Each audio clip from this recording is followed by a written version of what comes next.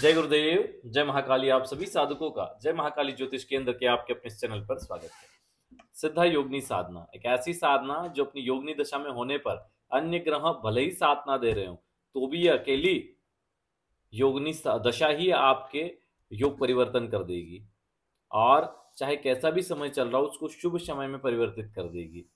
धन, यश, कीर्ति, पद, प्रतिष्ठा दिलाने वाली, किसी प्रकार के ग्रह क्लेश का नाश करने वाली और लगातार मान, पद, प्रतिष्ठा प्रदान करने वाली बहुत दिव्य साधना है।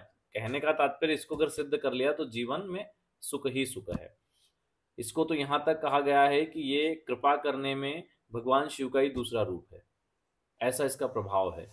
तो क्योंकि भगवान शिव बड़े दयालु हैं, बड़े भोले हैं, तो उसी के समान इसका प्रभाव कहा गया है। तो सिद्धा योगिनी साधना तो लगभग हर किसी को करनी चाहिए, चाहे आपकी दशा चल रही हो या नहीं चल रही हो। समय अच्छा चल रहा है, जैसा भी चल रहा हो, ये साधना अगर आपने कर ली तो जीवन सुखी ही सुखी है। अमावस्या से पूर्णिमा तक की जाती है। वैसे तो त्रिकाल संध्या है, तीनों कालों में इसकी पूजा करनी चाहिए, लेकिन जब एक ही समय है, प्रातः काल आप इसके जप कर लें।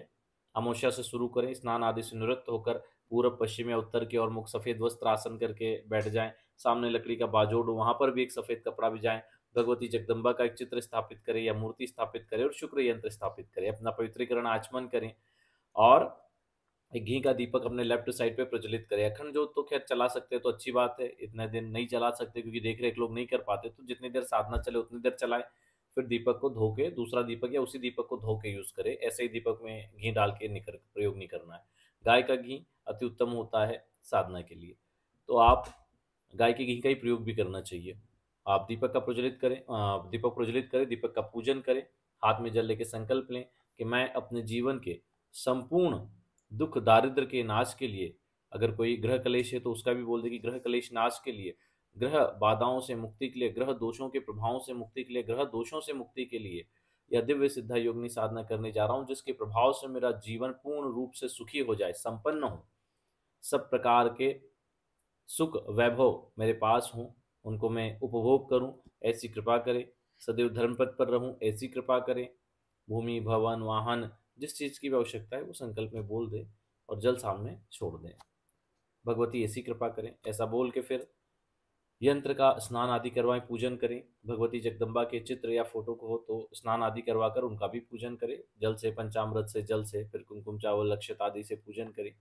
धूप दीप नैवेद्य चढ़ाएं, नैवेद्य में सफ़ेद मिठाई, खीर आदि चढ़ाएं। खीर पूरी का प्रसाद तो डेली लगना है अमावस्या से पूर्णिमा तक, बाद में स्वयं ग्रहण करें। अगर घर में कोई कन्या है तो पहले उनको खिला दें, फिर प्रसाद रूप में बचा हुआ आप करें।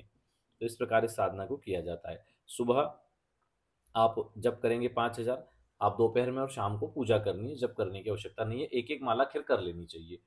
अगर दोपहर में आप काम काज ये नहीं कर पा रहे तो शाम को 2 माला कर लो, ठीक है ना। इस प्रकार आप इस साधना को करेंगे। 1 माला गणेश मंत्र, 4 माला गुरु मंत्र और 50 माला आपको सिद्धा योगिनी मंत्र का प्रयोग करना है। जब आपका मंत्र जब पूरा हो जाए, आसन के नीचे जल छोड़ें, अपनी दोनों उंगलियों से उनको लगा के दोनों आंखों को लगाएं, 4 बार मस्तक को लगाकर बोले शकराय वसट, उसके बाद अपने आसन को छोड़ें। आसन पर बैठने से पहले आसन को प्रणाम करके ही बैठे। पवित्रीकरण आचमन के बाद दीपक पूजन हो जाए, उसके बाद आसन का भी पूजन करना चाहिए। इस प्रकार इस साधना को किया जाता है। इस मंत्र को नोट कर लें। ओम नमो सिद्धे सिद्धिम देहि नमस्तुभ्यम। हर प्रकार के सुख देने वाली है। बस इसमें एक चीज का ध्यान रखो, जहां साधना हो रही है स्थान चेंज नहीं होगा, उसी स्थान पर आपको साधना करनी है। कि आप स्थान नहीं बदल सकते किसी भी कारण से, नहीं तो क्रिया भंग हो जाती है। आप उसी स्थान पर साधना को करेंगे और ब्रह्मचर्य का पालन, जमीन पे शयन, एक समय भोजन, किसी पे क्रोध नहीं करना, खास तौर से बच्चों पे या स्त्रियों पे तो बिल्कुल भी नहीं। वैसे तो क्रोध किसी पे भी करोगे तो साधना भंग होगी, लेकिन इन पे तो बिल्कुल नहीं करना।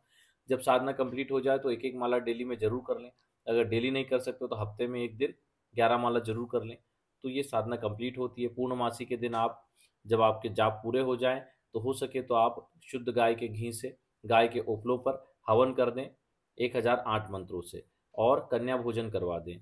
7, 9 या 11 कन्या भोजन करवाएं, उनको यथोचित दक्षिणा दें, चरण स्पर्श करें, भगवती का स्वरूप मानकर उनसे आशीर्वाद प्राप्त करें, और इस तरह से आपकी साधना पूर्ण हो जाती है और भगवती की कृपा जरूर प्राप्त होती है। चलिए आज के लिए इतना ही। जय गुरुदेव, जय महाकाली।